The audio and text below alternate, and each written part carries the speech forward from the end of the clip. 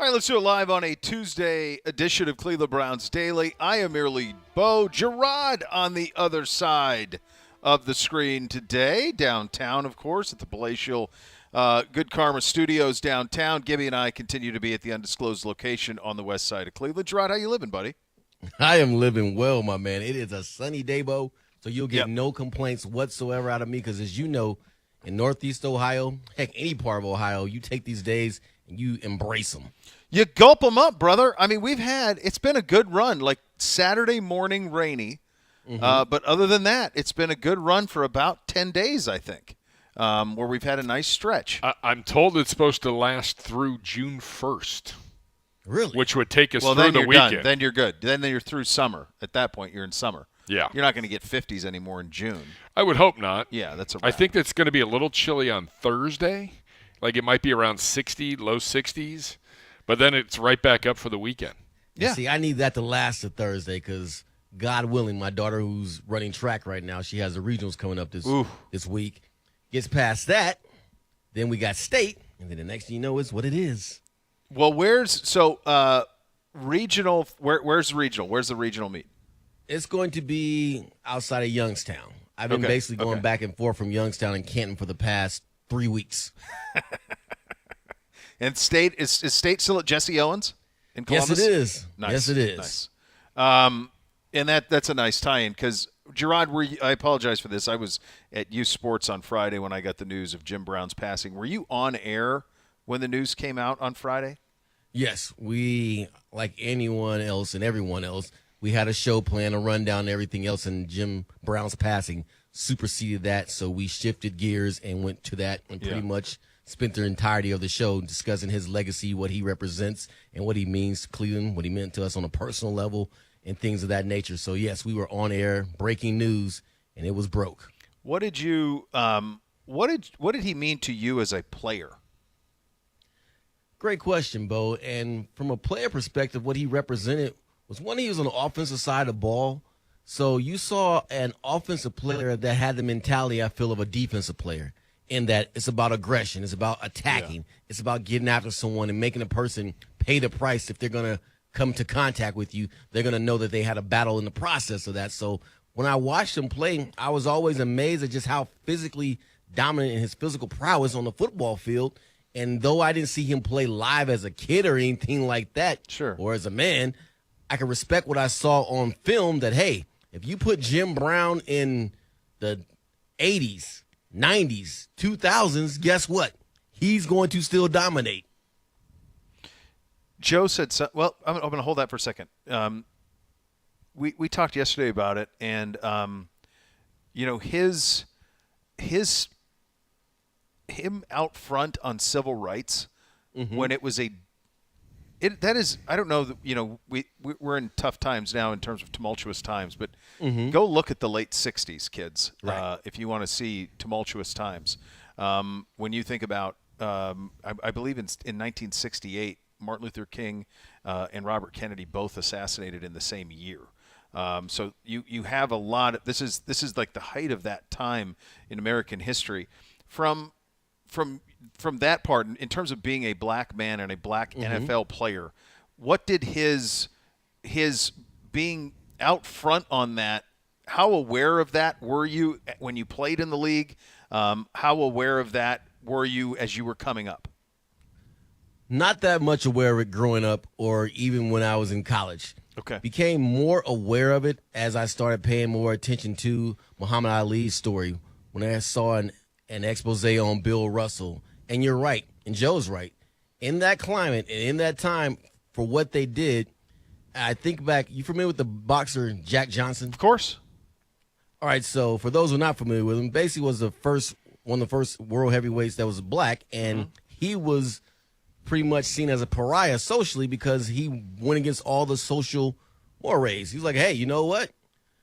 I'm going to date a white woman. He was out front about it. Yeah, and about it, right. And it was against you the law deal at with that it. time. It's your problem, not mine. Exactly. And so Jim Brown, in some ways, had an element of that persona about him that, hey, I'm my own man. I'm going to do what I want to do. And not only did he do it, but he put himself in financial risk by doing that because, again, You're right, Bo. Our country still has a long way to go, but we've gone somewhere in regards to race relations, if you want to call that, and the differences within our country and our society and the inequities that do still exist to this very day. But for him to say, you know what, Muhammad Ali, who was prior to that, Cassius Clay, I'm going to stand by you, and I'm going to send a statement that, and at that time it was either called colored or Negro, is not the same person that you're used to dealing with who's just going to sit back and say, I'm going to take what you throw my way. And that was very poignant, and that was very of the times, and he was a man of the times. So, yes, that's of greater significance, if you will, of what he did on the athletic football field for what that represents, because it really showed a bunch of people that, hey, no, this is a new day and age as an American, and I'm going to go out there and claim and get mines because this is the land opportunity, and I should not be held back from pursuing that opportunity simply because of the color of my skin. It's one of those things that what he did off the field had a larger impact than what he maybe did on it, and he's maybe the greatest player in NFL history. So that that's puts the part it that's so into, challenging. That's Yeah. what puts it into perspective, right? Right. It's a lot from a legacy standpoint. The other thing I wanted to ask you, obviously, is you famously, of course, played for the Patriots, and Bill Belichick reveres Jim Brown. How was that? Was Brown discussed when you were with the Patriots? Was it something that Bill talked about often in terms of Jim and his greatness? I don't specifically recall him talking about Jim Brown. I don't recall him ever coming to our facility and speaking with us. But I've seen the interviews, and I've seen the lauding and the praise that Coach Belichick has given Jim Brown, and we understand why, because of what he represented as a football player. Sure. And while we're on the subject of Belichick, he also talked a lot about Paul Brown and what he represented from a coaching standpoint and what he learned from him as well. So whenever you have those opportunities, and in my case, both far as Jim Brown's concerned, I had the opportunity to interact with him twice on a personal level. Yeah. It was when I was in college. I was going to New York, and it was the first time I ever went to the Waldorf Astoria. And at the time, that was a big deal to go to the Waldorf Astoria. Sure. And it was a big deal because I saw it in Coming to America. Yeah, that's of where, course.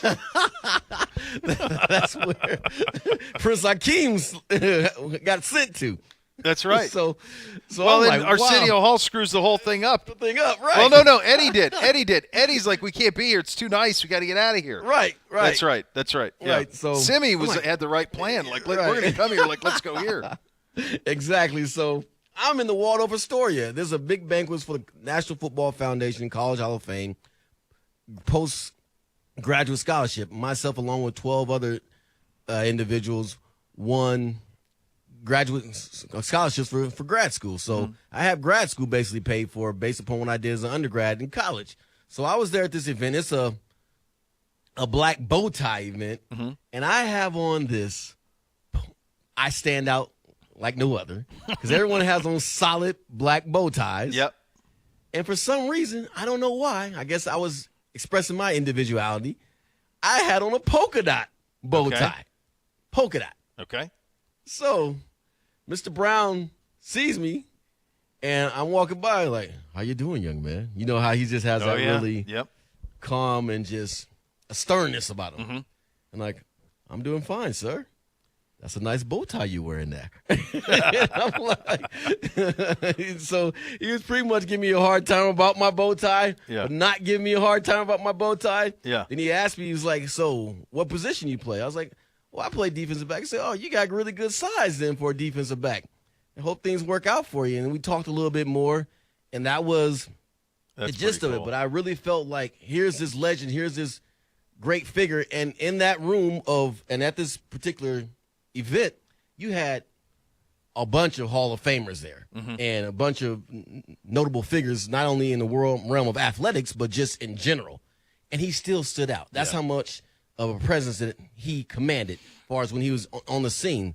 So the next time that I interacted with him was from what I do now, my day job standpoint, in that Emmett and I had the opportunity, one of our first major interviews, Bo, was with Jim Brown. Yeah. And up to that point, we had a couple of interviews with some notable figures, and they kind of blew us off. Like, who are these chump change, small-time dudes who I'm talking to right now? He did not give us that at all. He was very engaging, in what we were asking him. He gave us energy, and it just walked away from the experience like, thank you, sir, for giving us your time, and thank you for being engaged with us two novices, because at that point, we were young in the game, and if you go back and listen to it, and as you do this thing, you should hopefully get better. Yeah. I mean, at that time, questions were probably 10 seconds, 20 seconds long when it should be short and quick, but we didn't know these things. We were just learning as we were going along. And I think Jason was probably were you the on-site producer for that, Gibby? Gibby, were you on that? I was. I think it a I think remote, I'm or the was one it in that walked. studio? I think I walked him over to you guys. So that was a great experience, man. Just, again, having the opportunity to share and spend some time with them.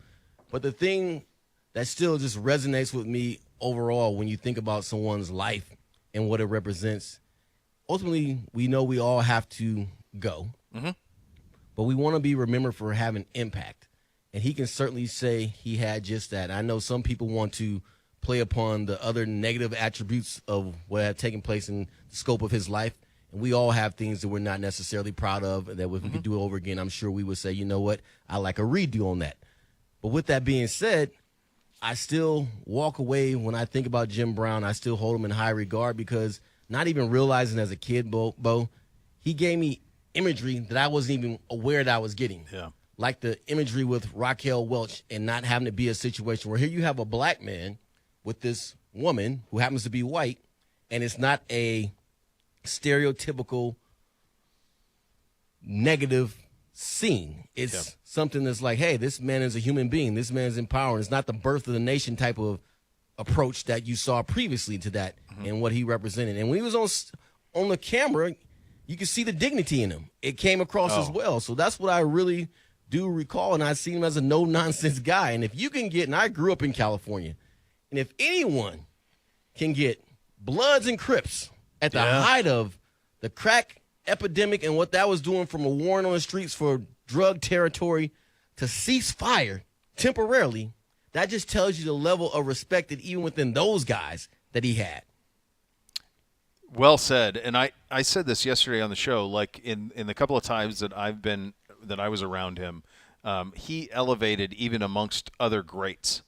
The only other two people I've been in a room with that did that were Jordan and Ali. They both win. And when if you're someone like me who's not regularly in those type of rooms, when you're in those rooms, there always is, if Muhammad Ali's in a room, there's 50 more people that are also the best at their profession in that room. And even amongst them, it stopped still for Ali. And it did the same in the time I was in the room with Jordan. And that's how I felt with Jim Brown, that even amongst greatness, he elevated above it. There's a hierarchy. There was, even amongst greats, there is a hierarchy. There is a little bit of a code there. And I do think that, you bring up the negative stuff. I don't think he would profess to be a perfect man. He certainly had flaws. But I think that the one thing that you said that really resonates is we all want to live a life of significance. Right. And so that's impacting others on a micro level. It's impacting our families, the people who matter most to us. And then you hope that there's you dare to dream about making some sort of a macro impact. But he did that in spades. And just from a football standpoint, and then we'll move off of this, the conversation I had with Joe was really illuminating yesterday about this, because what he said was, understand, and I hadn't thought of it in this perspective, Jim Brown was, and you've seen him in person. I mean, he's even at an advanced age was still a formidable presence. Right. But in his prime was 6'2", 225, 230. The average NFL linebacker at that time, 180, 190. The offensive linemen were 215. Like, can you imagine? And Joe mentioned this. He said, I was 6'6", 320 in my prime. Can you imagine a running back 6'6", 300 pounds who was bigger and faster than me trying to tackle him? Like, that was he physically. There was a Wilt Chamberlain aspect to him where he was physically so much bigger, faster, than stronger than the other people he was competing with. Right. And the beautiful thing about it was, because sometimes you'll see that dynamic, be it on the youth level, high school, collegiate, and pro level, where that person will, you know what, I'm being everyone, I'm going to rest on that, and I'm going to be satisfied with that. But he was uber gifted from an athletic standpoint as well, and he worked at it. He punished people. He sacrificed his mind, body, and soul when playing the game, and that shows up and that jumps out on film. There's certain things that I've watched so much film, I know when someone's loafing, I know when someone's giving their all, and I know when someone's basically paying the price. And when you watch how he runs, it's no easy endeavor to run on and take on 6 people and then say, you know what, just before I'm about to go out of bounds, I'm going to give you something to think about as well. The easy thing to do is just to do what? Simply step out of bounds, right? And preserve oneself. But he had a code about him, and he honored that code of how he played the game, that no, you were going to remember every time I touched the football that you tackled Jim Brown and have something to think about it. And most offensive players, and I played offense, I don't think have that in their mindset, but they should when they are holding the football. Yeah, for sure. Really good stuff there on the passing of the great Jim Brown, and I know there's going to be a lot in terms of organizationally that we'll do over the course of the next this summer and months in paying proper homage to one of the all-time greats. Meantime, day 2 of OTAs is in the books here at the Cross Country Mortgage campus. Obviously, this off-season stuff was very different than when you played. What's important that is done now? What work needs to be done now? How critical is this time, if at all? And you can be honest. If it's not, fine. I don't have a point of reference on it.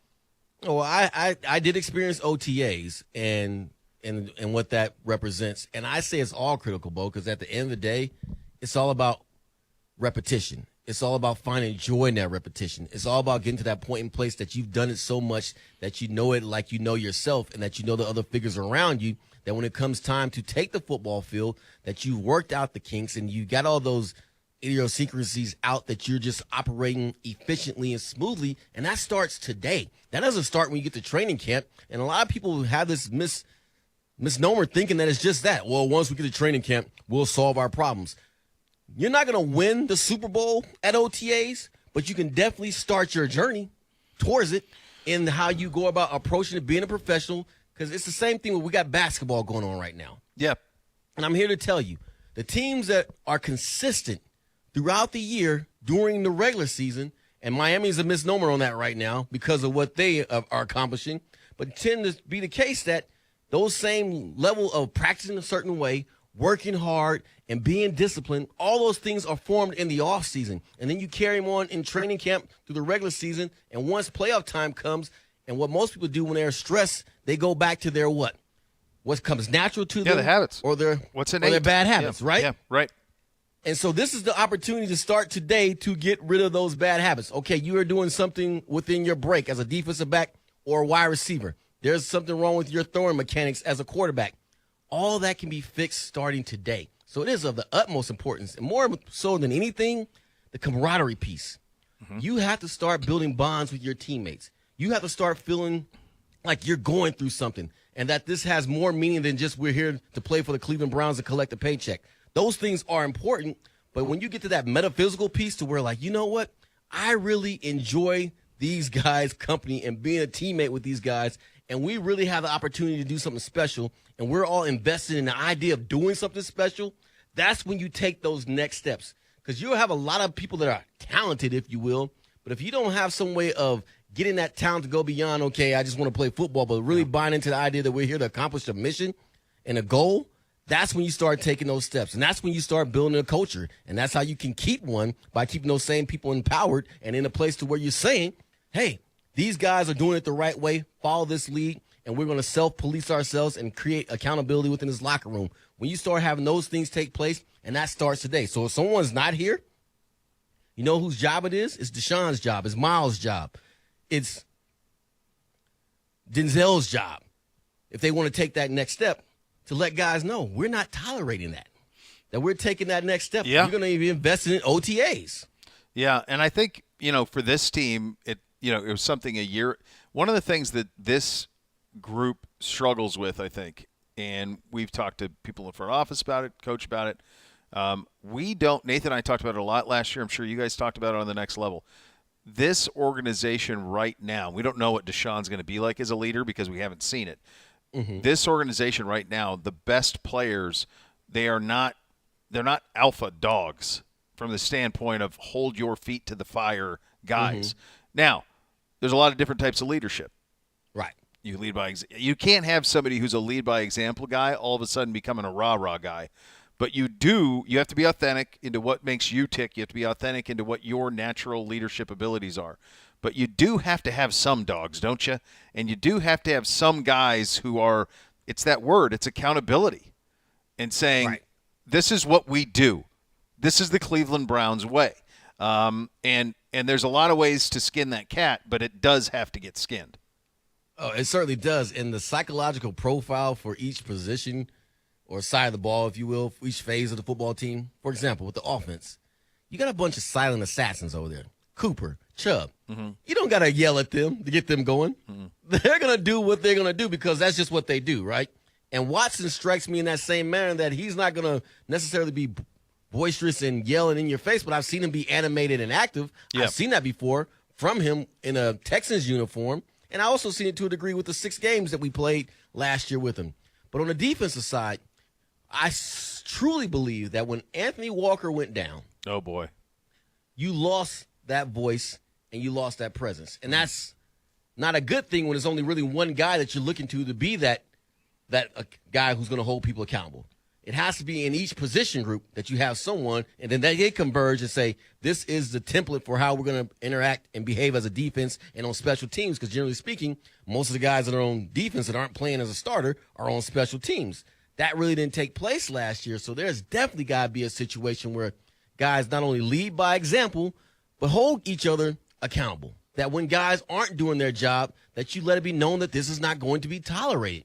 And the best way to do that is to empower guys who are doing things the right way and also saying that, hey, I don't care if you are highly compensated. You need to do the things the right way as well. And once you start having that dynamic take place within your locker room, then you start winning. Because I can tell you, Bo, I played special teams in New England, and that was my primary role. But if I had an issue with someone who was a quote-unquote star, like a Ty Law or Willie McGinnis, and I thought they were loafing, I had the liberty to say something to them, and it would be supported if it was true. Mm-hmm. Yeah. And that's what your type of locker room ultimately you want to get to. When I think of this time of year for this, I mean, this is very critical because you're talking about what you're talking about is building a brotherhood, which what comes from that is accountability and trust and all the most important things of beating a team. Let's be honest, there's not that much difference. If there's 10 teams in the AFC that can win a Super Bowl, the difference is a razor-thin margin with most of them in terms of the overall talent. And we're lucky enough to be in that mix, but guess what? As many as 5 teams who wake up every morning and go, we can win the Super Bowl, are going to miss the playoffs in the AFC. So the margin will depend on trust and accountability and all of that type of stuff. Belief is powerful, man. Right. So all And of that desire. stuff has to be built. Desire, absolutely. All of that stuff's got to be built. It's got to be built right now. But then there's the functional stuff, Gerard. We are putting in and learning a new defense. That is happening. That has to happen right now to where you hit the ground running by the time you get to late July and you're down at the Greenbrier. And the third thing is, offensively, there will be nuance added to this offense because you now know what Deshaun Watson is comfortable in and what he's comfortable doing within this offense. This offense, hey, breaking news, is going to be built around Watson's strengths. That's what it's built on. And that's going to be different than the offense that was built around Baker Mayfield and the offense last year we played primarily for Jacoby Brissett. So those are monumental things, let alone, and let's not ignore this part, we have a new special teams coordinator. Mm-hmm. So that's all 3 phases and the most important off-the-field, big-picture stuff that all has to be done right now. So, yeah, you're not overselling it when you say critical stuff right now. Right. And we know from experience, you can have continuity and it not work. Last year with the defense was a perfect example of just that, in that defense, let's just be frank and fair about the situation. They did not take a step forward. They were a talented group of individuals that didn't play like a collective. Yeah. It's really that simple. And if you have a new guy in Schwartz here, the goal has to be, one, you guys got to play with some purpose and some intensity, and you can't make critical mistakes on a regular basis. You just can't win doing those things. So if you solve those problems right there, because ultimately, Bo, cover 3 is cover 3. Yep. Cover 4 is cover 4. Man on man is man on man. Dog blitz is a dog blitz, and all those verbiages that we use in order to describe what we're going to do. They are going to be different. But ultimately, it's about being on the same damn page and making sure that you're communicating with your teammates. And again, it's not just about collecting a paycheck, but you actually want to win. And that's the hardest part about pro sports, I don't care what the sport is, getting guys to buy into the idea that they're not just playing for the money. And there's nothing wrong with playing for your livelihood. I'll never talk down on that. But if you want to take that next step, you have to identify, employ, and keep guys who are saying, you know what, we want more than what we're going to get in our bank account come Tuesday or Wednesday. That's exactly right. And for a lot of our guys, they are either in the middle of, or the beginning or starting to. Most of them are in the middle of their prime. Mm-hmm. Like football mortality starts to sneak up on you quickly now.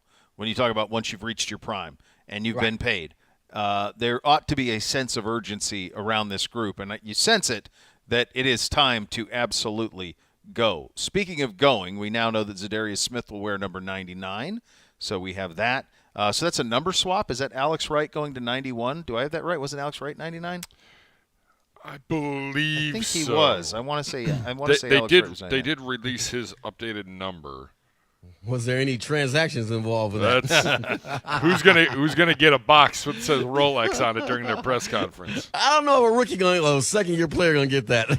I'll be honest with you. That might just be someone going to Alex and saying, "Yeah, you're 91 now." Yeah. Welcome to the league, Rook. Roddy McLeod, 26. Isaiah McGuire, 57. Chris Westry, 49. Alex Wright, 91. So there you go. So Wright went to 91. So does Zadarius would wear 99. So that's the way that went. And I think McGuire switched from 91 to 57. So it was a two-prong. Yeah, there was a multiplayer trade involved there. Yeah. Why does no one ever have like 67? That's who's like the best number 67? I'm going to give you the one that's the hardest because my oldest was given this number last year in youth football, Gerard. He was given 46. Ooh, that's a brutal one. I go, boy, because I got an answer for almost didn't like anything. Him? I got almost. It's probably a reflection on me. I said I got an answer. I got a pretty good uniform. In my uniform number, I can identify a player who wore a number who was cool. 46, man. It was like Tim McDonald. Do you remember him, the safety from Arizona? Yes, I do. San Francisco, yeah. Yeah, and then San Francisco, he wore 46. But it's a short list, brother. 46 is tough. I mean, almost anything else I could come up with in the 40s. I had a teammate. His name was Kendall Gammon. He was our long snapper. See? I'm convinced. I think he wore 46. I could be wrong, though. Most NFL number, it's usually a long snapper number in the NFL. 46 is. Like everybody steers clear of it. So that's 46 is tough. Absolutely tough. Speaking of, and Gibby, you'll appreciate this. Gerard humored me with this. So our great friend, Mr. Zagura, who typically is on the show, one of his great pet peeves is there are people who try to contact him as our show is beginning. And he's always like, I continue to do this show. My wife sent me a text at 1:05. I was like, hey, do you remember what time it is? So you guess know what who? I do. So, but that's the sweet Mrs. Gibby, so that's fine. So guess who sends us an email at 1 o'clock today? Dr. Z. So Zagura's SIM card died in Mexico. That's karma. Maybe you shouldn't be gone all the time. I can't text or call. I can iMessage. I'll send a test to me. So sure enough, he did send a test to me. I can tell you, Z, that it works. Whatever you're doing, it works. Is he 2 hours behind? Yeah, probably. Puerto Vallarta, I think it's got to be probably 2 hours. I've never been there. I don't know if it's East Coast or West Coast of Mexico. I don't know if it's – I would assume it's Pacific time. I want to say West Coast if it's Puerto Vallarta. Is it? Okay. Vallarta. So it's got to be – I remember that from a Love Boat. It's 11:29. It's 2 hours behind. So it's mountain time. Mountain time. Okay, it's mountain time. So I wonder if he stayed in Puerto Vallarta. Either way, it came exactly at 1 o'clock. Shout out, that's pretty good. Well done. Yeah, that's a good job out of him. Lots to get to. We got some big news. We talked a lot about special teams. We had it yesterday with Bubba Ventrone. We got some big news on special teams going to be played.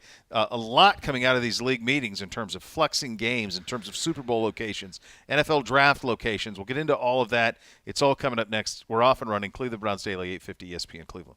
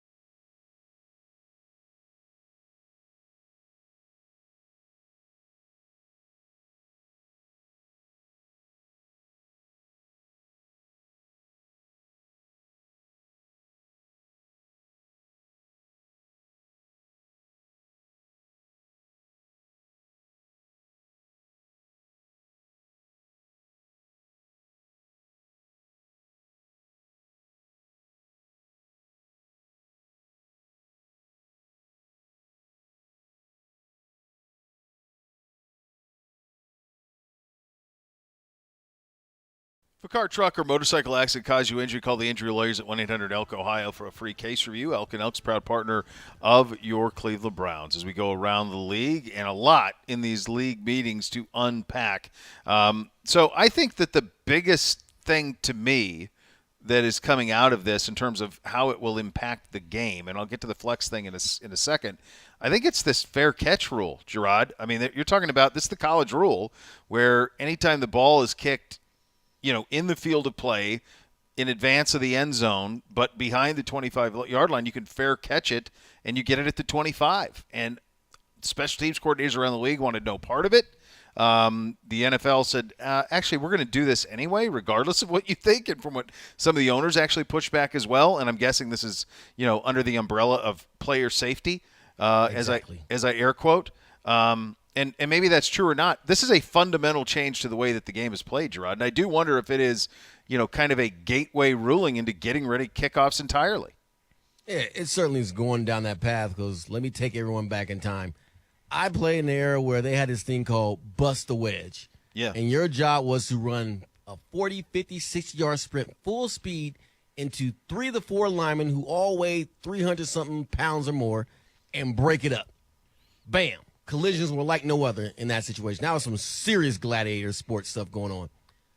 That right there alone was going to cause you 1 concussion in the course of a game, just on that experience. So what they're doing now is totally about that because the kickoff is extremely dangerous when you think about it. Yeah. These guys, for the most part, running full speed, 4.3, 4.4, 4.5 runners, right?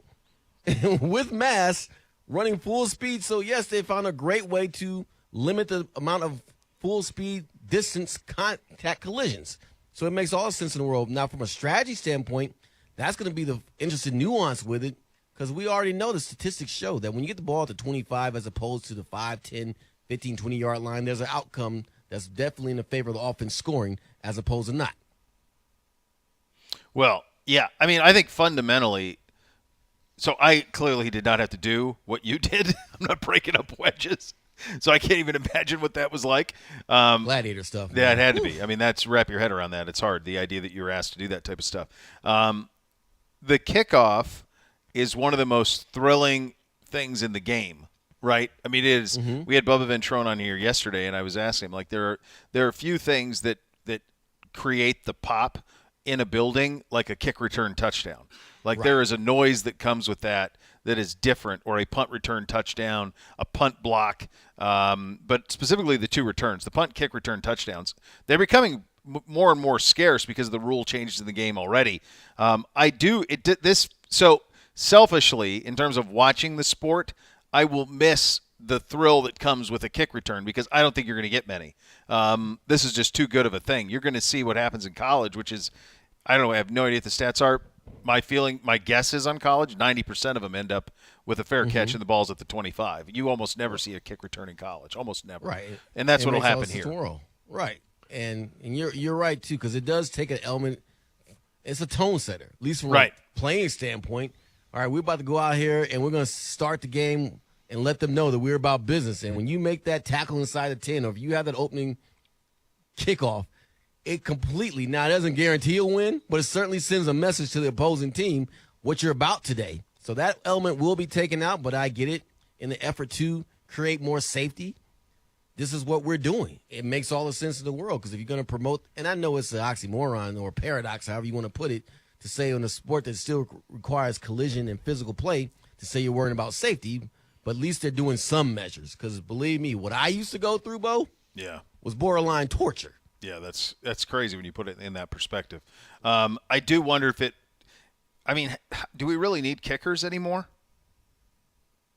Outside of the field goal, no. Well, okay, but do we even need those?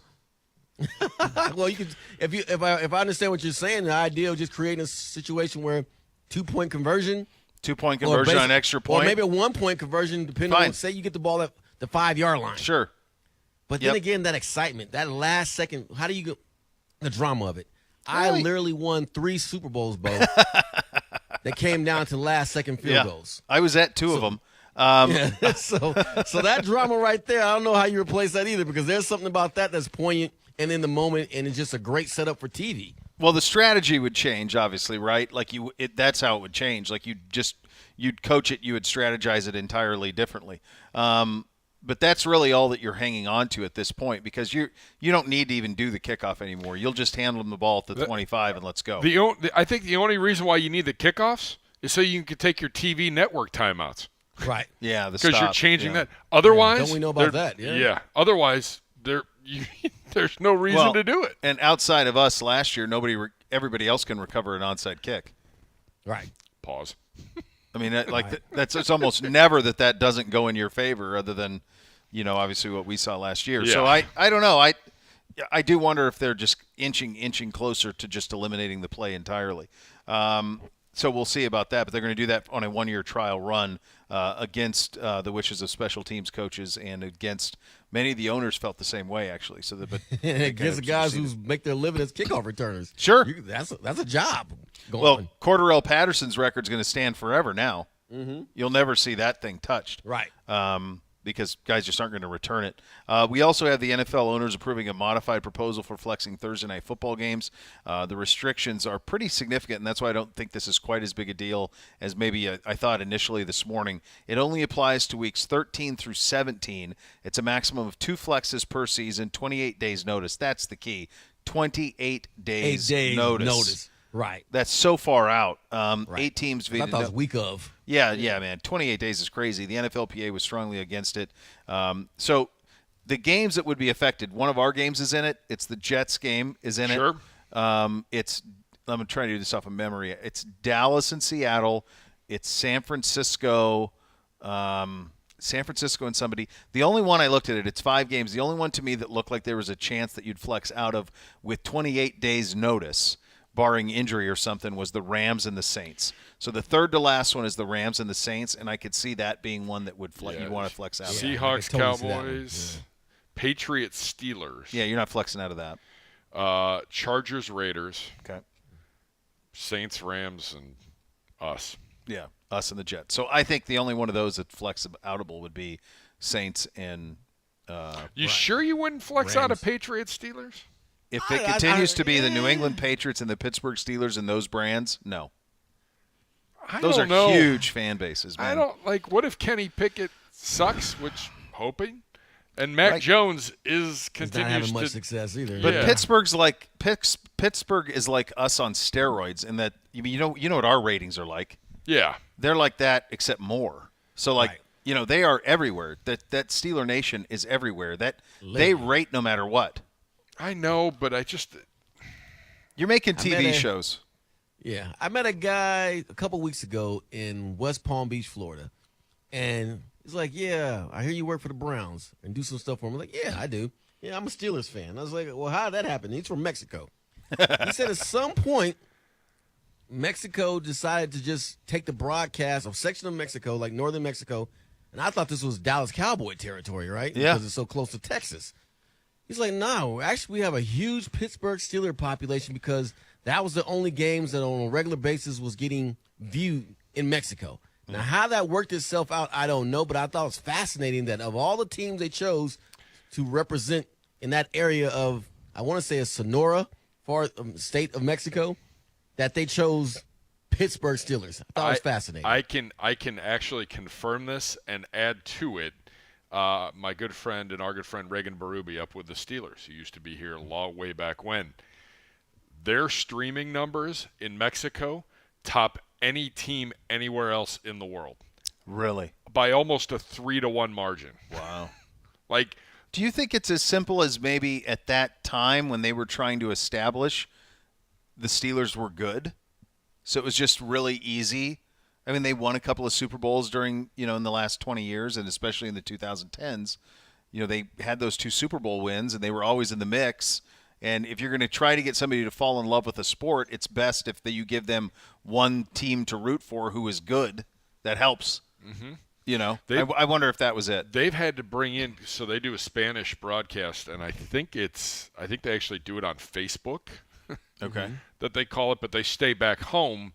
I feel like this is a couple of years ago. He told me this. Like they had to bring in fiber lines because their system kept crashing because of the number of people listening online from Mexico. That is crazy.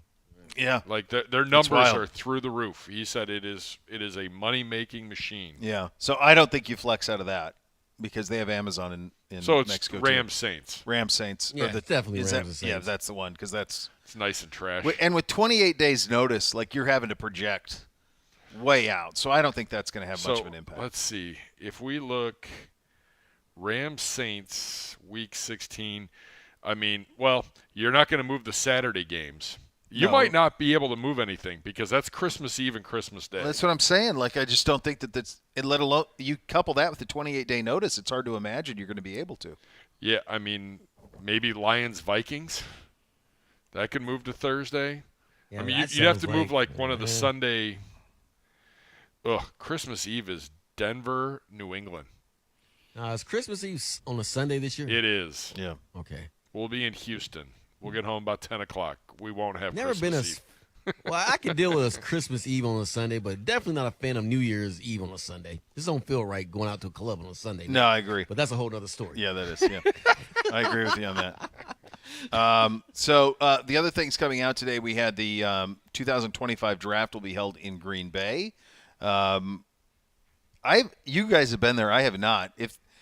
Is there a place there where they could put a roof if they needed to? I mean, there's an arena across the street. But they don't want to do that. I don't They know how wanna many be- people fit in an arena. They're going to want to do What? amphitheater. Green Giant. Bay got the draft. Like, Where are they going to have it in Appleton? Well- Doing Green Bay? well, here's the problem. Like, it's strictly a weather. Like, the weather in late April, you could have a foot of It's snow gonna be still. horrible, right? Yeah, Yeah, they're going to have to. But the only place That to, was maybe the man. atrium. the only place inside to do the it there. stadium. Well, can that spill out if there's 200,000 It could. people there? It could. I don't have the Good luck with geography that. of it. I've never been there. I mean, No point basically of everyone reference. from Wisconsin is going to be there, so I mean they'll get a good showing because the fans are fanatical there too, which you appreciate.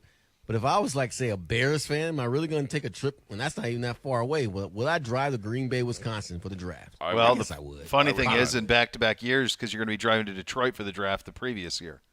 So Detroit gets the draft in 2024, and then in 2025, Green Bay gets it. Jay, how many times have you been to Green Bay? Four, I think, maybe five. See if you agree with this assessment of Green Bay.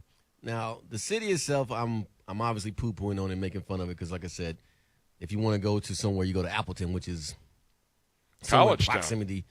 proximity to Green Bay. That's where the hotel's at, where the players stay and the teams stay because, Yeah. simply put, there's nothing in Green Bay. Actually, that has now changed. It has. So the last two times we've gone to Green Bay, they now have like a waterfront, and they have these bars and restaurants and hotels in Green Bay. It's like Progress. it's 10 minutes away. Oh yeah, I remember having to go to Appleton. Travel was a nightmare. You'd either have to fly into Green Bay or Milwaukee. You could fly into Appleton if your plane was small Right. enough. We always flew into Appleton. Yeah, but But I say all that to say the following about, and I know I just made real talk bad about Green Bay. When you're in that stadium, there is like a spirit about it it is awesome. that I cannot explain, Bo, that you Yeah. feel like you're in football mecca, where Yeah. it's just like there's just a feeling when you get on that football field and what it represents and the greats that have gone through there and what it means to the league and to the game itself. That's just a presence about it that makes you want to elevate your game just because you're walking on a certain field. I buy that. I mean, it looks different on television. There aren't that many places left in the league, that have that. Most of Arrowhead these has stadiums, it. there's Hard to play one, there. absolutely, yeah, for sure. But there's a lot, so many of these stadiums are all kind of the same. There isn't, there's not that much difference. There's either dome or they're not, but they're all built. There aren't that many old palaces left. Baseball has Fenway, and they've got Dodger Stadium, and they've got Wrigley Field, and they have that. And in college football, there's all sorts of them that Well, have you got that. them there for sure. Right? Yeah, there's all sorts of those. I mean, we're smack dab in between the shoe and the big house, so we have those in spades in college football. We just don't have them in the NFL. There aren't that many places that have character, authentic character. Most of them have been redone and bulldozed, and new stadiums been put up in their place. Right. So the 2024 draft will be in Detroit. 25 will be in Green Bay. We also now know that Super Bowl 60 will be. You have San Francisco, but it's Santa It's Clara. San Jose. San Jose, Santa Clara, wherever it is. It's San Jose. San Jose. Yeah. So Right. that's where that'll be well, done. yeah, basically what it is. And so just for those who are wondering, I grew up in the area. Now, the weather patterns there are amazingly varied like it is here in Northeast Ohio. On the east side of the bay, which is Oakland, Berkeley, where I grew up, it can be frigid. And in San Francisco, it's definitely going to be cold and foggy. But in Santa Clara, it could be 20-degree difference in the weather pattern. Is that something? All because of the ocean? All because of the ocean. Wow. Is it strange to you growing up in that area that they couldn't find a place in San Francisco or around there for that football stadium? No, it's not strange to me because just the fact of how this with the bay right there and the real and on top of that, because of the fault lines and the hilliness of the area, it's hard to build places in the first place that can support that structure. Yeah. And then people are like, hey, from a development standpoint and with the political ramifications of things there, people are going to be anti the idea of housing going to a stadium. That's just no question. There's no question. They're not like paying for it. Oakland situation. How do you let the Raiders leave? How do you let the A's now leave? How do you do that? Well, because I ask because, like, as a kid, and you grew up there, I didn't, but like some of the indelible moments of the NFL when I was a kid is of Candlestick, and is the proximity that had to San Francisco. I mean, it felt like, from my vantage point, and I don't even know the geography of it, maybe this is just the perception. In my vantage point, it felt like it was right across the water from San Francisco. Which part? Candlestick Park? Yeah. Oh, well, it was on the San Francisco, on the west side of the bay. Now, it was in this area near called Hunters Park, and that's a bad area, quote unquote, if you will, but it's probably been gentrified now. Yeah. In San Francisco, to where that was cheap real estate, so it was easy to build that stadium there, and it was hell getting out of there. That was for sure, because really? one way in, one way out type of situation. But yeah, the Giants played there, and the 49ers obviously played there, so that was a dual. Yeah. You're talking about hating Bo? That I hated. There was nothing worse than being on special teams or playing football when the infield was dirt infield is on a football field. Imagine the change of terrain when you're going from grass to dirt. It's amazing. It's amazing that, like, we remember going to that Oakland Alameda Coliseum, and they were still doing that the last time that we played out there. Yes, correct. With that dirt infield. Yeah. Like, really? You're still doing this? Yes. I mean, it's amazing that they got away with that as long as they conditions. did. We'll get Gerard's quick thoughts on some of the new acquisitions, especially the defense, coming up next. You listen to Cleveland Browns Daily on 850 ESPN Cleveland.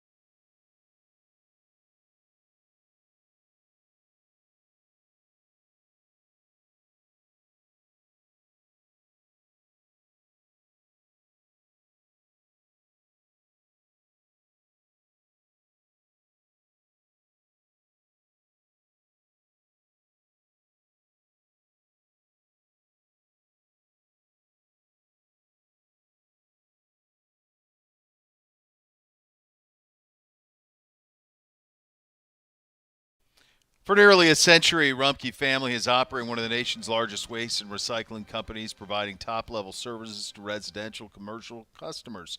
That's Rumpke Waste and Recycling. Visit rumpke.com to learn more.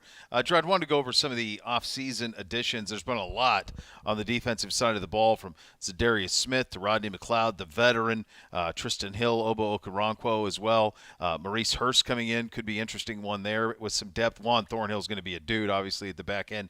Dalvin Tomlinson's going to have to be that back there as well in terms of at the defensive tackle position.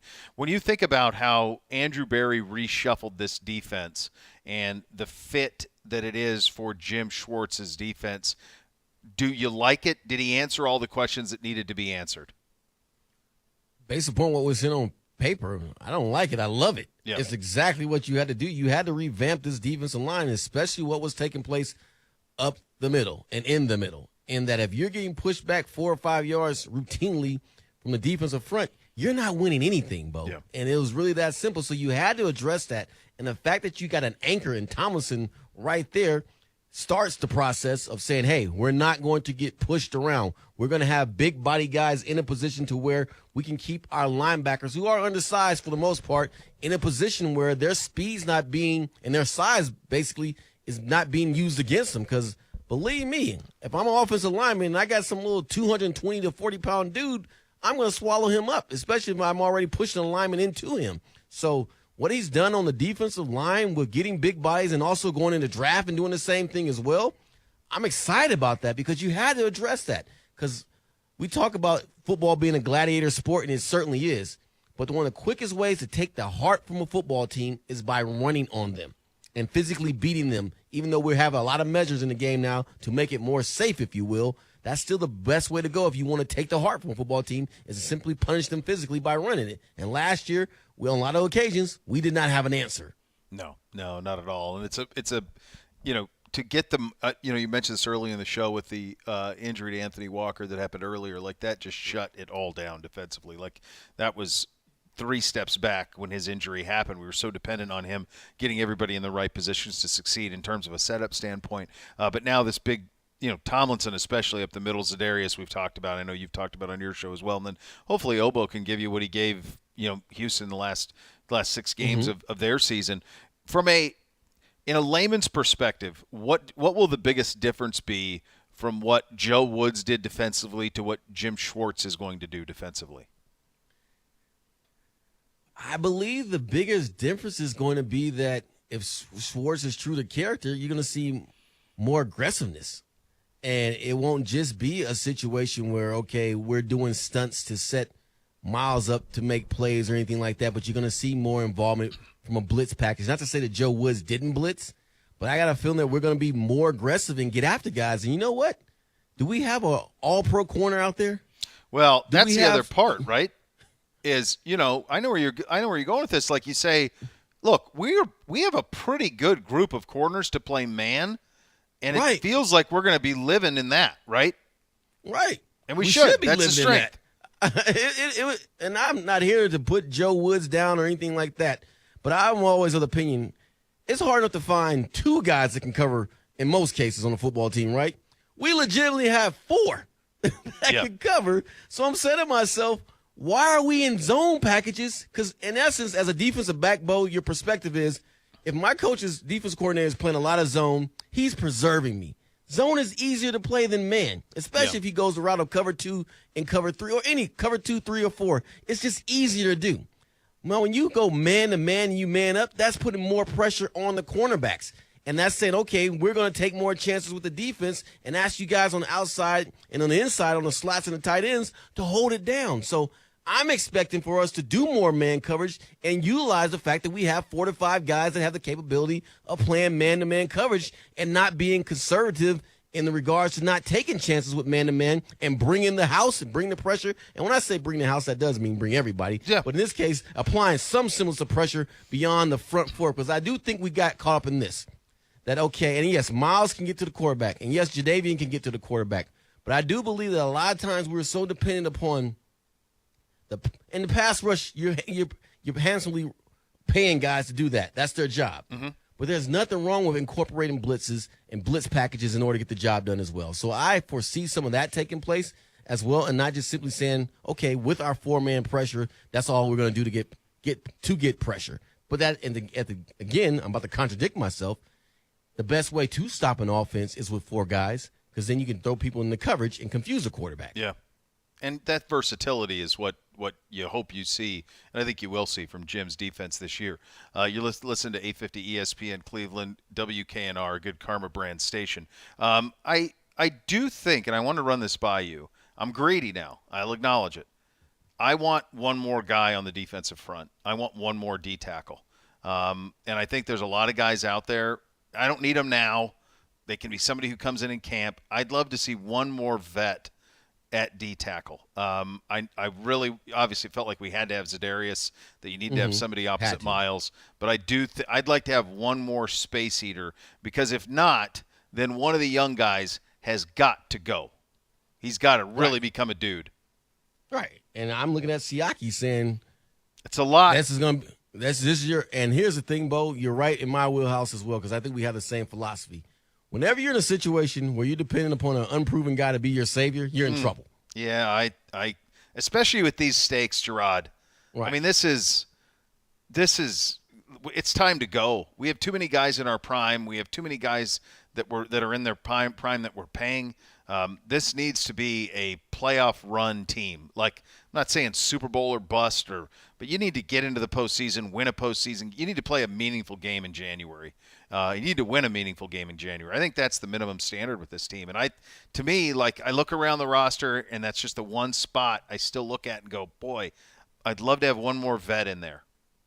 Yeah, and that's totally fair, and a big body one at that. Now, here's the thing I will say, because if you're Jordan Elliott, you have to be tuning in today, you're like, man, these dudes are giving me no love whatsoever.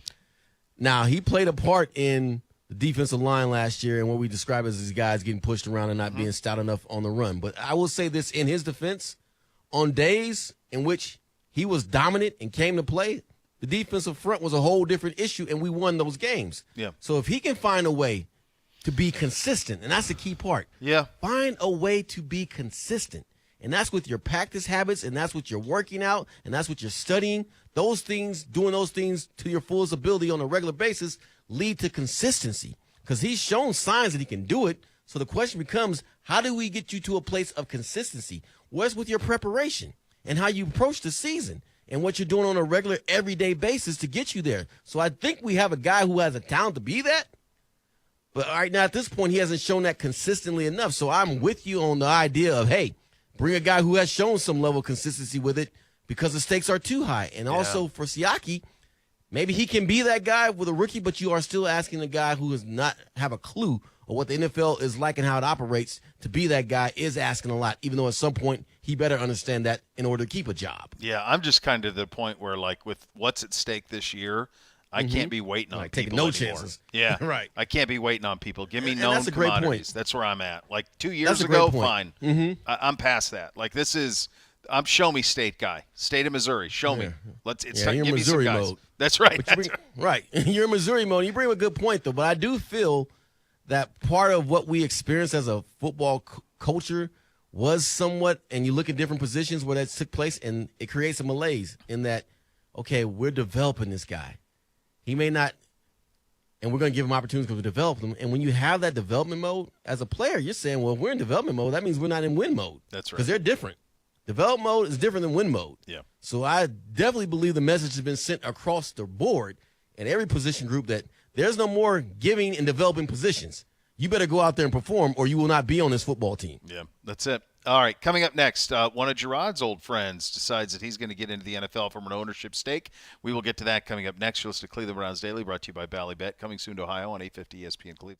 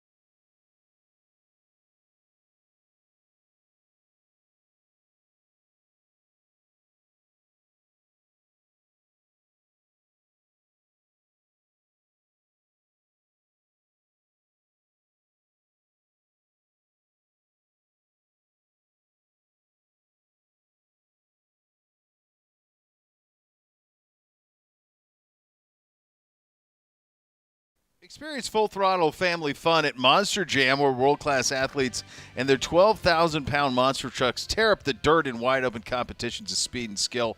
Witness massive stunts, big air backflips, fierce head-to-head battles for event championships.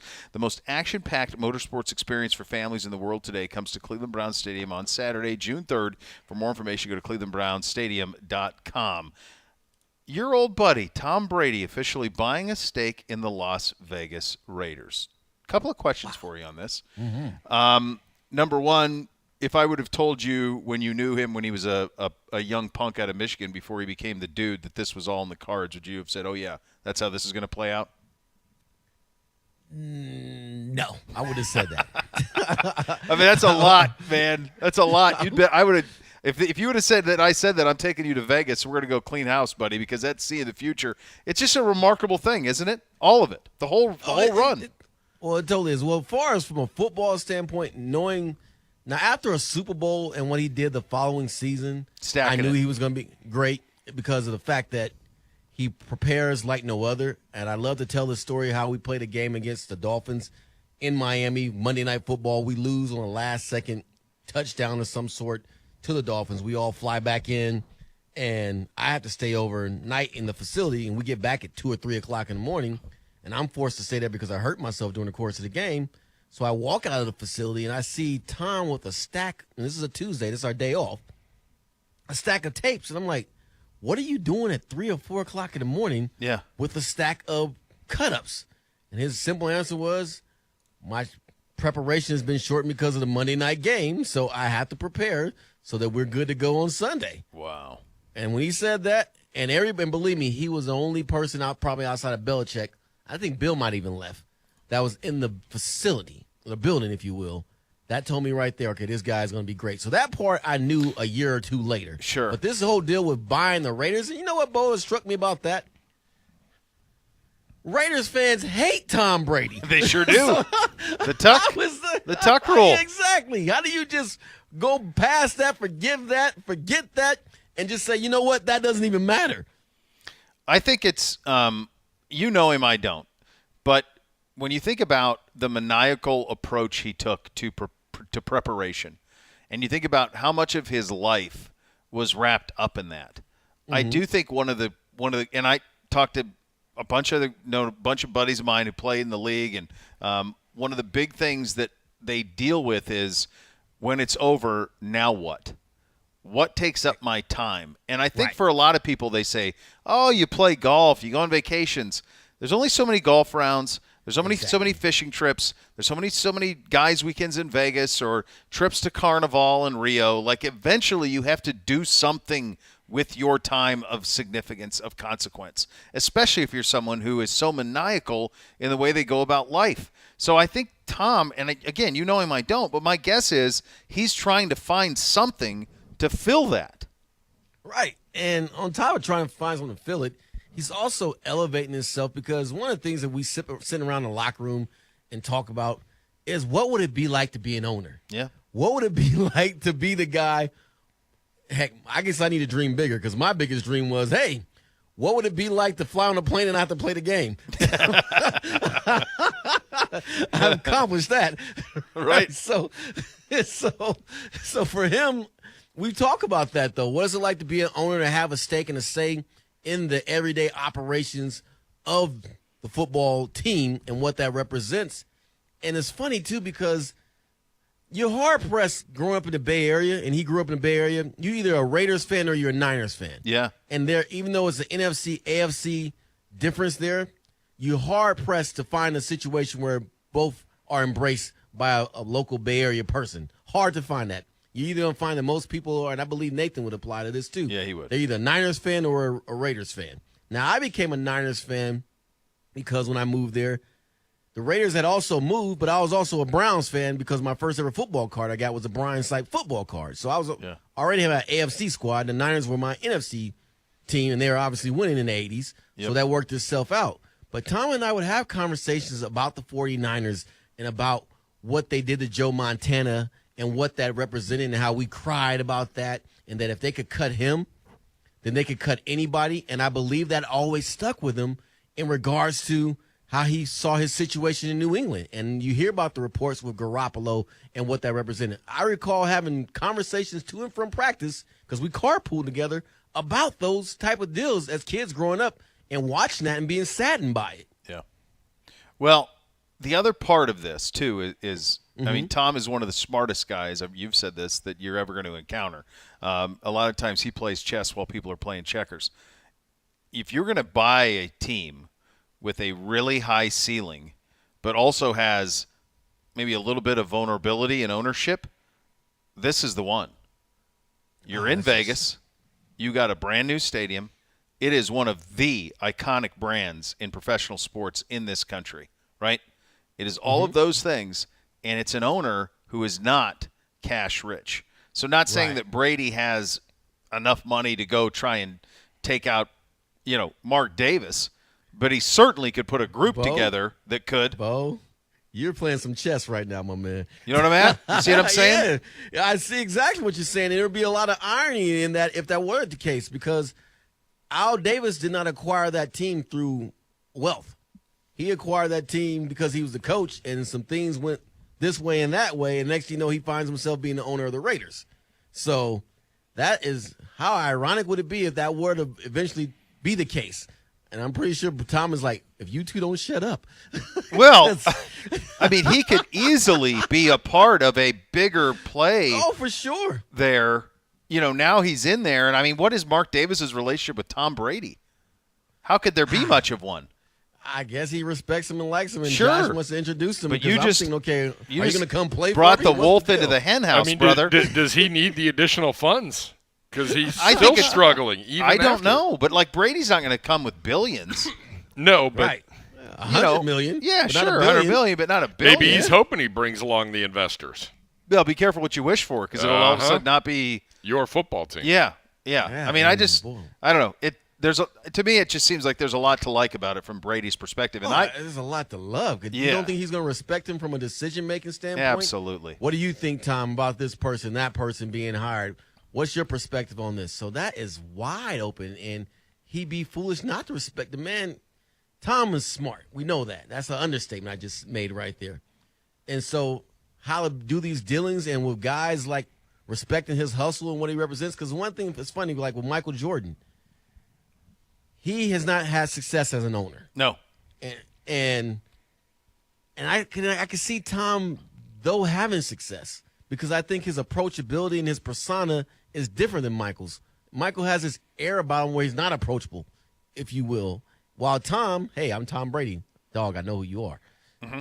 And it's totally different deal. So I really do think that the way he is and how he interacts with people, that he be, because I always say this about owners. The best owners have the ability to do the following: to make you feel like it's not just about you playing for them, but you are invested in other elements of who they are as a person in their lives. And if you could pull that off as an owner, you're definitely going to get guys more ingratiated towards you and want to help you build what you're doing with your football team or whatever endeavor that is.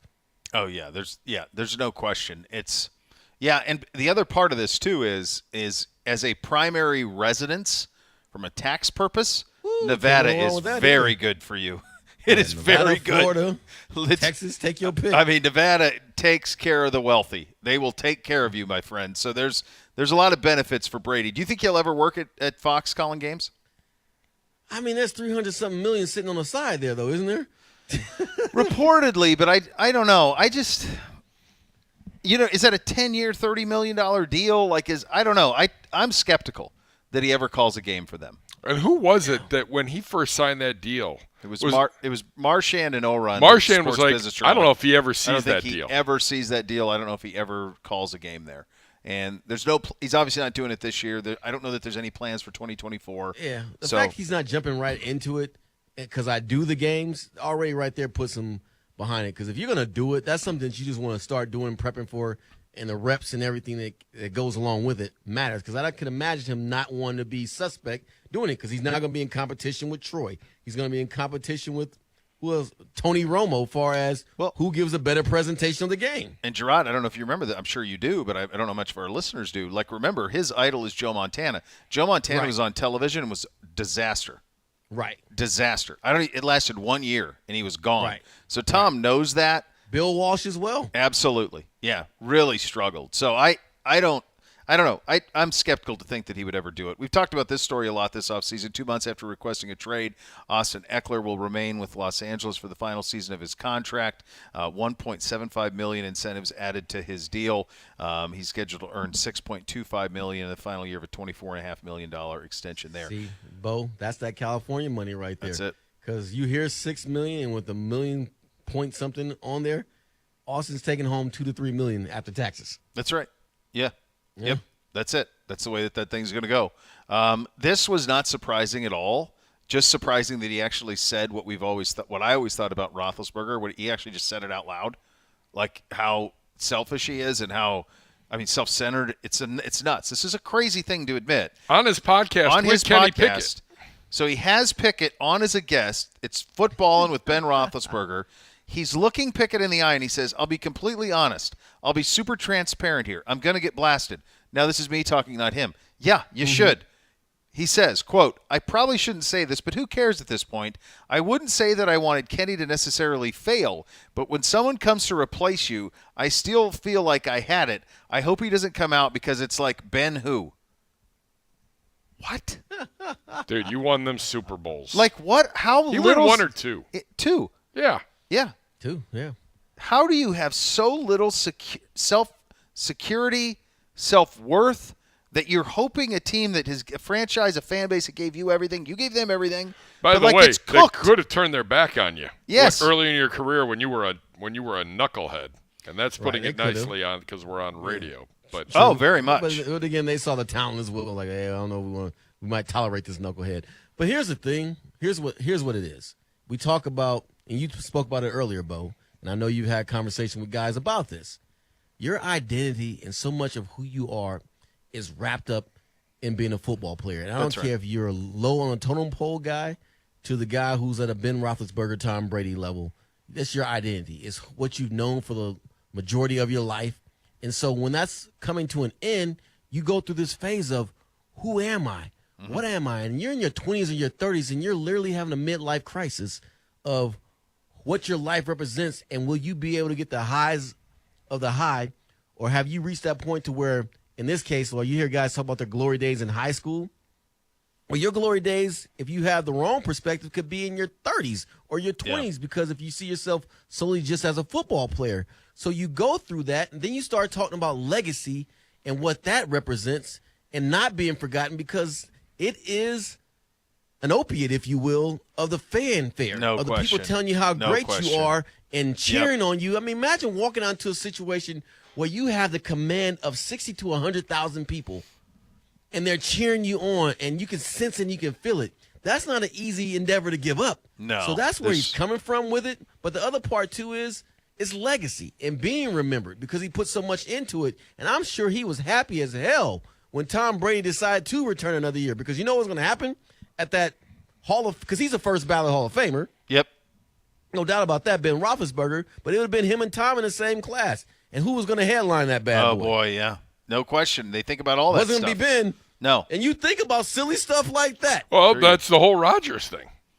Right. Like, was Rodgers going to retire? Was he really going to retire the same year as Tom? Absolutely not. I'm going to play one more year. By the way, Rodgers, pulled up lame or something at practice today. Some ankle or something. He was with trainers, then he was off, and then he was back on. Lazar left the practice field. I'm I think good start. There we go. Yeah. Roethlisberger did follow up with this to Pickett. He said, as you started playing, I found myself rooting more and more for you.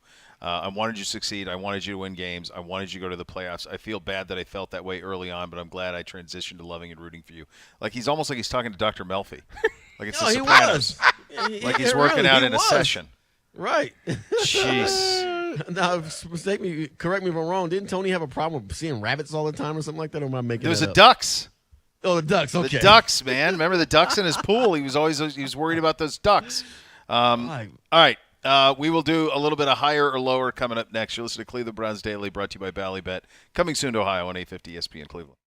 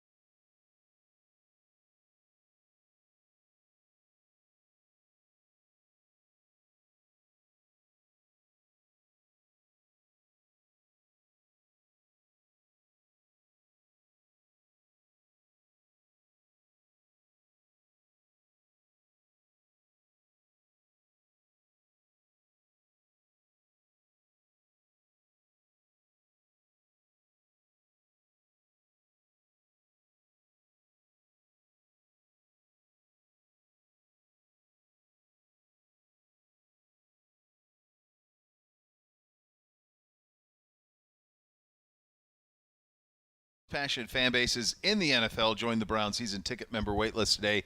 The best chance at securing tickets for all home games in future seasons. Don't miss out. Go to clevelandbrowns.com/tickets or call 440-891-5050 to reserve your spot today. Bo and Gerard, and now Anthony Poisel joining us. AP live in studio at the undisclosed location. Good to see you, bud. Great to see you too. Doing fantastic, and glad I'm finally sitting at the undisclosed location. I think the best undisclosed location I've ever been in. It's a location. We do have now a neighbor here in the proximity who is aware of the undisclosed location. So it's been breached. The security is. We got to get Frayne on the case. Okay. But I don't know that Frayne has the best relationship with Gibby, because Gibby was a rapscallion years ago when we were remember when we were being tracked. What did we have on? It was like dog tags. I set those things off nonstop. What was that? The COVID detectors. Yeah. They were like, it was like the tracking devices, so that way was they it a could dog connect tag or connects on. That's what it was called. There were little rectangle things to like track every movement. But you put them in your pocket, or what did we? Yeah. And that way, or it was in your ID. Mm-hmm. That way they could track in case there was an outbreak of COVID, breach. who was where. And it would I violated every single one of them. Yeah. Gibby would break them all. That's fantastic. I am in good standing with the fine security team. Oh, they've given me gear now. I have merch. Really? You got merch? I have Brown security merch. Who hooked you up with that, Jay? No. Frayne. Yeah. At the top. At the top, buddy. Wow. I've never seen you wear that around the building. Wow.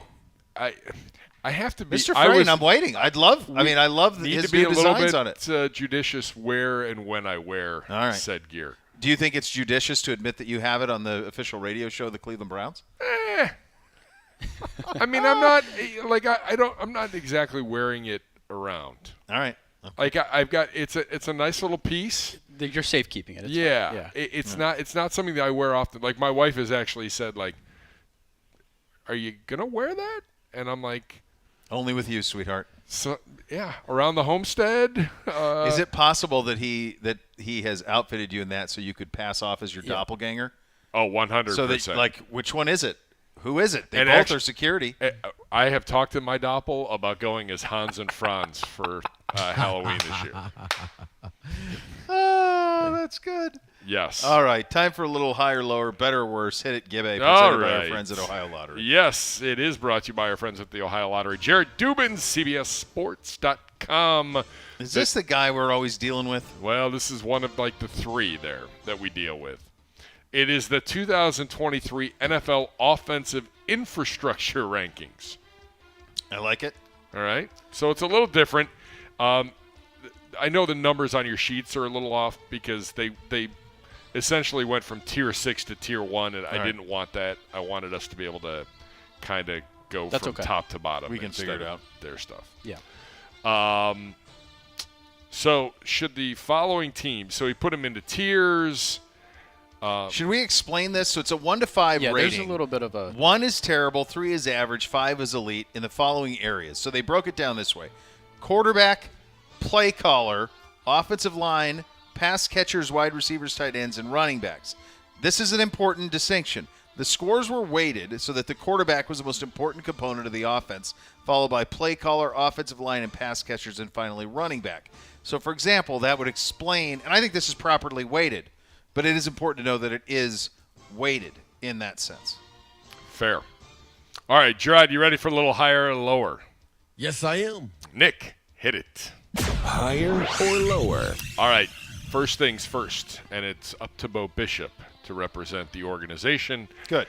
Ranked in Tier 3, number 16 overall. Higher, lower, or just right? Just for purposes, the teams 3 in front of the Browns: Vikings, Broncos, Giants.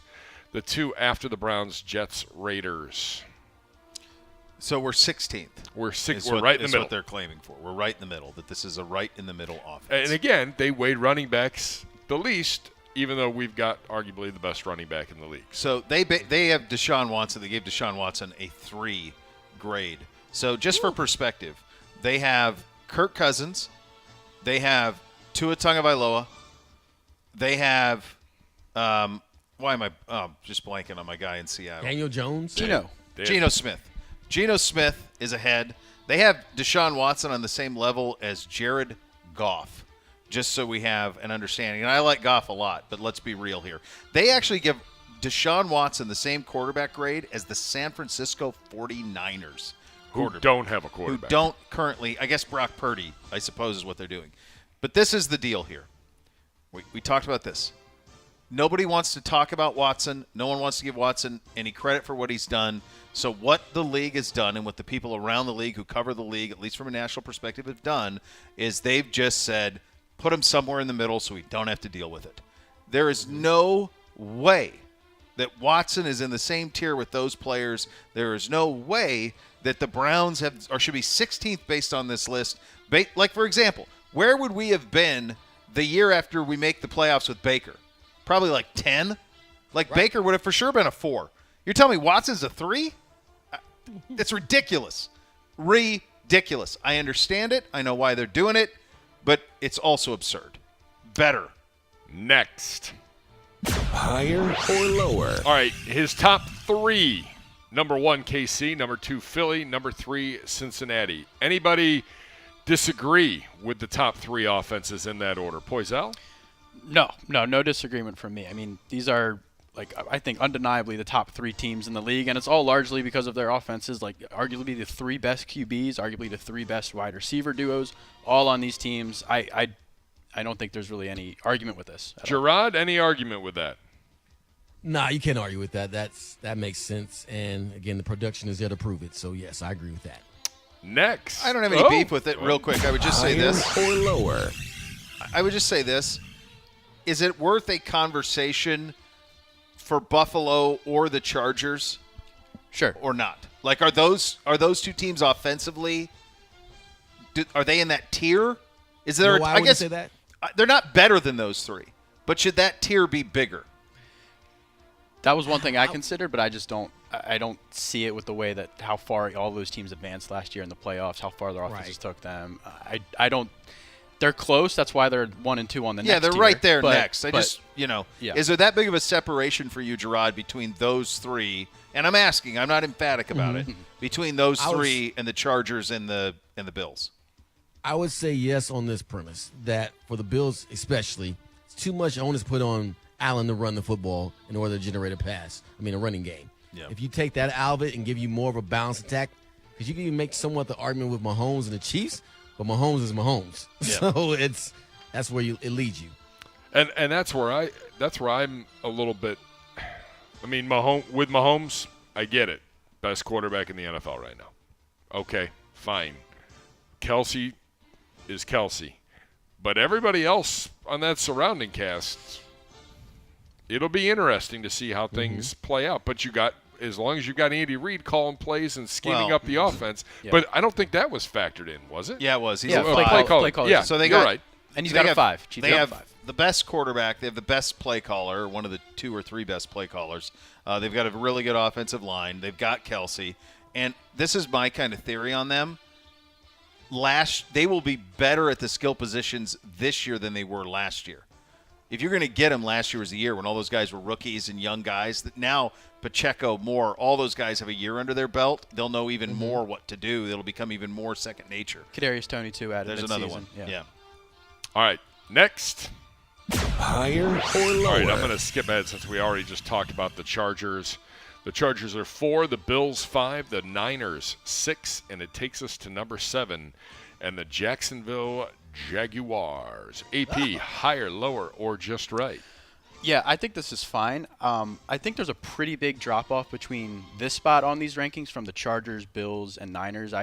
Even though the Niners don't have a quarterback, I still would take their offense over what the Jags have. I just trust Shanahan more than any other coach in the league when it comes to running an offense for the most part. But, I mean, I'm fine with the spot for the Jags now because they're getting back Calvin Ridley, or getting Calvin Ridley to an already really productive offense and already really productive receiver room. Taking the fact that Trevor Lawrence looked really good in the second half last year, now he's got a potential new number 1 wide receiver who, if he plays anything close to how he did in Atlanta, the Jaguars are going to be an even better offense for sure. Gerard, would you put them higher, lower, or are they just right? I think they're just right because let's give Trevor Lawrence and Peterson some credit. I did not anticipate them being playoff bound, especially after what we saw in the preseason. So with that being said, I think they're ahead of schedule, and I think they're only going to get better, so I can live with them being where they're at right now. Bo, I'm going to ask you this. Should these rankings, should Tier 1 have gone 1 through 6? Well, that's what I was going to say. Then or at the Jags start in Tier 2, because the Jags aren't as good as the 49ers, Bills, or Chargers. No, but I also think that I'll say this. I think the difference between the Jaguars and the 49ers as currently constructed with their quarterback situation is less of a gap than, for example, the Jaguars and the Ravens. Like, I think the Ravens have real questions. Like, people just want to anoint and Lamar's great, but he hasn't been healthy in the last 2 years. We don't know what Monken's going to do with that offense. Who's he throwing to? And who's he throwing to? So Odell has not – it's not 2016, man, for Odell. He's coming off of 2 catastrophic injuries. They drafted Zay Flowers in the first round. The last time they drafted a wide receiver high was Rashad Bateman. And while I loved him at Minnesota, he has not been an impact player in the NFL in large part because of injury. Like, to me, the Ravens, like, there should be a stop. After Cowboys, that should be a stop. Like, if you want to put the Chargers, Bills, Niners, Jaguars, and Cowboys in a group, fine. That's fair. They should be there. I think, quite frankly, the Browns should be in that mix. And then I think that this next group, Ravens, Lions, then there's a little bit of drop. Are we addressing the Dolphins at all in this? We haven't got to them yet. We haven't got to Would them you yet. put the Dolphins in that I'd put tier? them ahead of I'd put the Dolphins ahead of – it's just the Tua health, but I'd put them ahead of Baltimore and Detroit for sure. If Tua's healthy, then For this sure. is absolutely – they're That's absolutely true. a tier 2 Yeah, for sure. offense. Next. Higher or lower? All right, to number 10 overall, the Detroit Football Lions. Bo Bishop, higher, lower, or just right? Well, I mean, you have to factor in that Jameson Williams is going to miss the first 6 games of the season. And he was great in very limited appearances last year. I think it's too high for Detroit. I think that they're way too high. I would not have them at this point. I think not so much that they're too high, but there are teams behind them who I trust more, namely, and most especially, Miami, Seattle, us, for sure, Jets. I mean, the Jets at 17 is laughable. Like, all of those teams I would put ahead of Detroit. Poisal? Yeah, no. I mean, as Bo said, there's a handful of these tier 3 offenses that I would probably put ahead of Lions, who I still think are going to be pretty good. But, yeah, no, Jameson Williams is not going to be there for those first 6 games. Who knows what that's going to mean for them. And then you add in the fact that they're going to be relying heavily, especially in those first 6 games, on Jahmyr Gibbs and Sam Laporta. And those are, they're talented rookies that could have great NFL careers, but, they're still rookies, and it might take them a while to kind of find their footing. And so for that reason, I would not have the Lions as a tier 2 offense. I would probably side them at least 3 or 4 spots down this list. Next.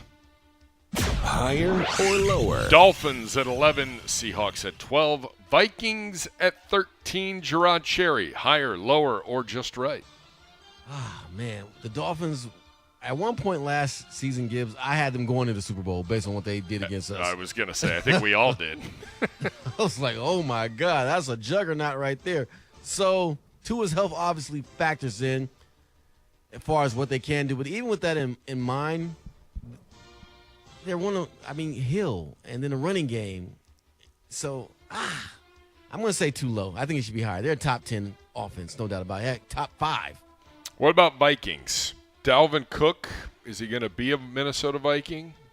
Kirk Cousins, they got one more playmakers year. inside, outside, and Kirk Cousins, though he doesn't do anything from a championship standpoint, is a quality quarterback. So I'm going to say you can make an argument for them being a top 10 as well, a second tier. Bishop, Vikings, higher, lower, or just right? Well, I would have Minnesota. I mean, I think it's probably going to end up just right. I just think we need to rearrange this a little bit. Like, I think they're like 10, 12, something like that. I mean, I don't know what's going to happen with Cook. There could be a buyout there. Justin Jefferson's still everything that he is, but who's opposite him now? Jordan Addison. And he's nice, but he's not. He's a rookie still. I don't think that they're in a level. He's the kid out of USC who transferred from Pitt. There isn't anybody from a. I don't know. I would not. They certainly. I don't think the Vikings have a better offense than us for starters. So I would have them down. But that's probably the right spot. I just think you need to reorganize. A big beef at 17. Are you getting there? I was going to say, since we have 2 minutes left, I think we can all agree Arizona's the worst offense. Yes. Although maybe depending on their weapons and who's around. The Jets at 17 might be the biggest injustice on this entire rankings. That's what I was going to say. Poisal, I'll start with you and then No. Gerard. I mean, I don't know how this, like, the fact that the Jets are 17 to me invalidates the whole formula that they had here of waiting and things like that. I mean, I know Aaron Rodgers didn't have, it was a career worst year last year for him, but we've talked about it before when I've hopped on. He is going to make that Jets offense better, even if he plays at the same exact level he did last year, because that's just how bad the Jets situation was. They have weapons at every single skill position. Brees Hall is coming back. Garrett Wilson, we all know, was great. Now they've got his buddy Allen Lazard is there too. Like you look at that offense on paper, and we think this can be a top 6, top 7 offense if it lives up to its full potential. So the fact that it's on 17, way, way, way too low. I would put them much higher on that. Gerard? Giants. I know. Same thing for me as well, because all the Jets needed last season, and pretty much a lot of these guys are coming back, is competent quarterback play. You don't think Aaron Rodgers is going to give you that? I mean, you think his tank is that empty? So just on the premise of Rodgers being on the roster, should have probably put you close to 10, what you consider the weapons that they have. Because at the end of the day, it's what you surround a quarterback with, and they've given him a boatload to work with. Now, if the offensive line can't come through, that's a whole other story. But I think 17 is way too low as well. They were 7-3 with incompetency at quarterback before losing their last. What they lose their last 7 games? Yeah, or 6 of the last 7, whatever it ended up being. If they scored 24 points a game last year, they are 14-3. Like, he's gonna do that. That's a first-round bye. That's come on, like they're doing that. Yeah. The two they're done even more wrong than we are. We know why our ranking is what it is, but the Jets are done dirty in this thing. Behind the Giants. Yeah. The Giants. It'll never cease to amaze me that the offseason. We've got to go to break. That the Patriots and the Giants continue to get. Yeah. Daniel Dimes, I'm sorry. He ain't that. Nope. He's nice, but he's not that. He's fine, but he's not that. AP, good stuff. Love coming here. So much more to come. You listen to Cleveland Browns Daily on 850 ESPN Cleveland.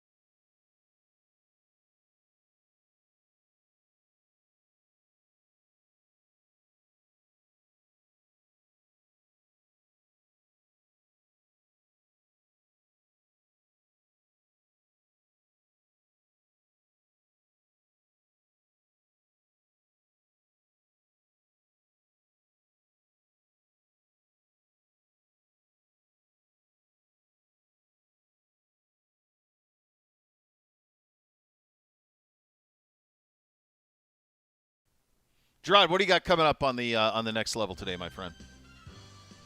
Bo, we will certainly talk about the Guardians and their ills, and hopefully they'll get better. And continue talking about what's going on in the NBA playoffs and what took place with LeBron. And how about that presser? Kind of addressing his own mortality. Yeah, but I don't think it's real. So we'll I don't either, but I think that's just like, I need some attention. Yeah. How about Gibby hates LeBron? Like, no, I mean, the guy gave him 11 years of his prime, and Gibby's like, a championship. Left us at the altar twice. Quit on us twice. Quit on us twice. Quit Gosh, twice. I didn't realize the level of disdain for LeBron was that high. Isn't that ridiculous? I ain't been paying attention.